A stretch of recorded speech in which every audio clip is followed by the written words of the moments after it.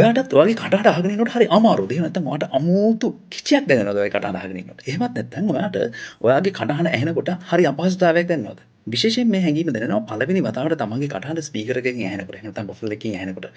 ඒ වගේම තමන්ගේ කටහඬ පළවෙනි වතාවට රෙකෝඩ් කරලා අහනකොට මේ වගේ හැඟීමක් ඇති වෙනවා නේ මගේ කටහඬ. හොඳ නැද්ද මගේ කටහඬ මේ ප්‍රසන්ටේෂන් වලට ස්පීච් වලට ගැලපෙන්නේ නැද්ද? මේක හරි කටෝරද මේක අහගෙන ඉන්න අමාරුද නැත්නම් මේක අහගෙන ඉන්නකොට ලැජ්ජාවක් එනවද? මිනිස්සුන්ට මේක අහගෙන ඉන්න පුළුවන්ද වගේ හැඟීමක් හිතෙනවා. හිතවතුනි මේක අතිශය සාමාන්‍ය හැඟීමක්. ඉතින් ඔයාගේ කටහඬ කියන්නේ ඉන්ස්ට්‍රුමන්ට් එකක්. මේ ඉන්ස්ට්‍රුමන්ට් එකේ ඔයා පාවිච්චි නොකරපු ස්වර පරාස තියෙනවා. ඔයා මේ ඉන්ස්ට්‍රුමන්ට් එකේ ඔයා පාවිච්චි නොකරපු ඒරියාස් තියෙනවා.